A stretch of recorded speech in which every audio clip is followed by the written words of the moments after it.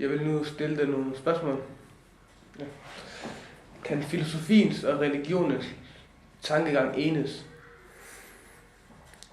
Det er der mange meninger om, hvorvidt den kan eller ej. De kan eller ej. Jeg vil fremhæve Nietzsche, som vi har læst lidt om, som har forsøgt i hvert fald at forene protestantismen og katolicismen. Men hvorvidt det så lykkes eller ej, det kan jeg ikke sige. Og hvorvidt det er muligt eller ej, det er måske et større emne, end jeg er i stand til at udtale mig om. Hvad fik dig til at læse filosofi?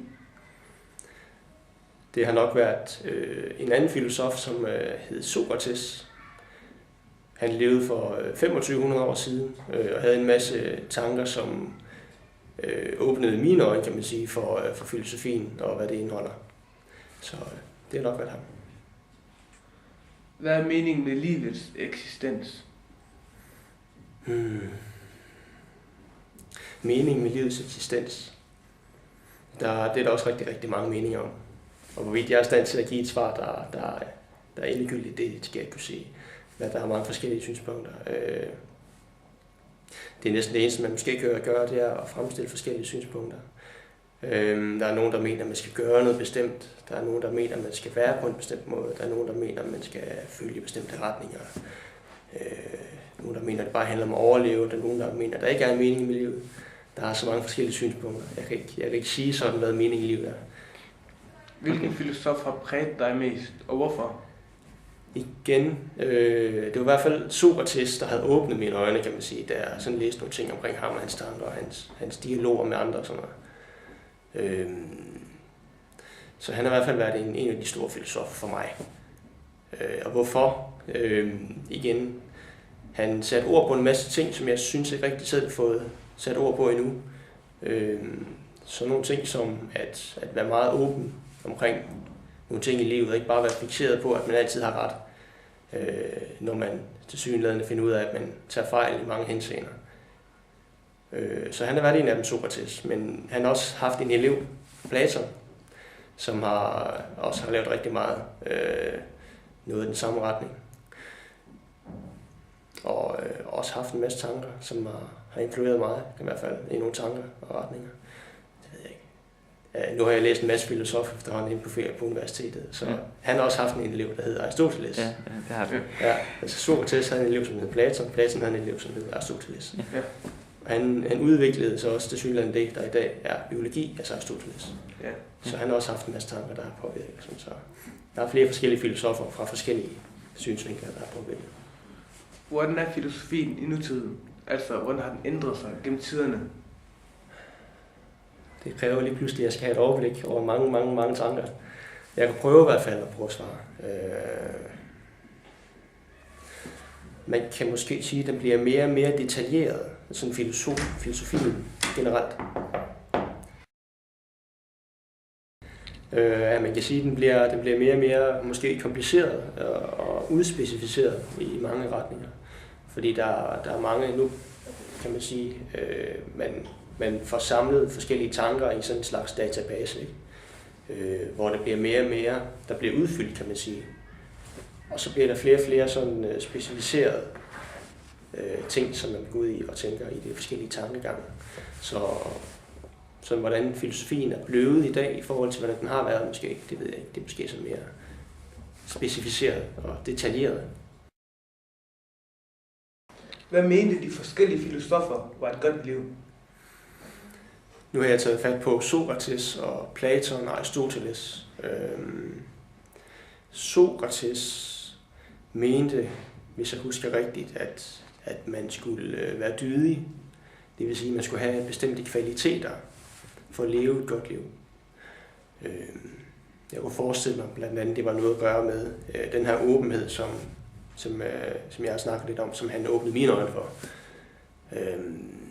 Blandt andet, og jeg tror nok også, der har været noget omkring lidt mod og noget visdom selvfølgelig og noget ting.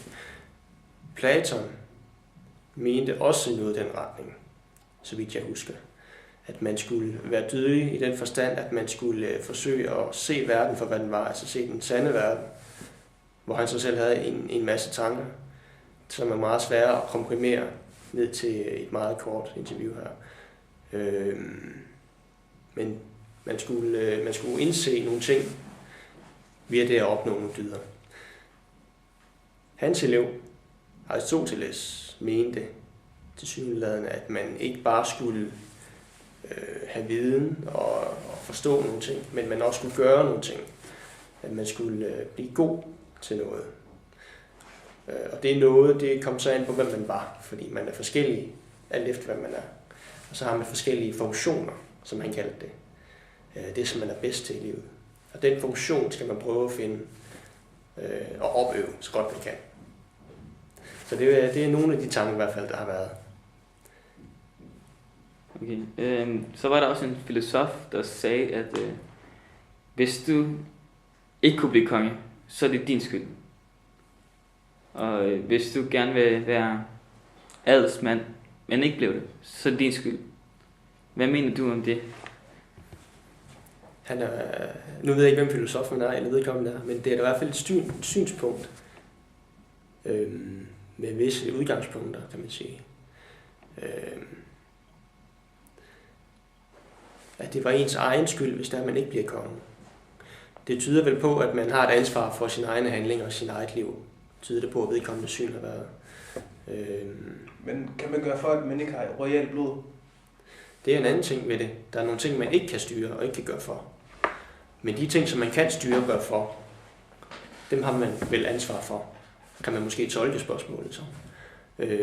Og måske også den anden side af sagen, at der er nogle ting, man ikke kan styre. Skal man være succesfuld for at være glad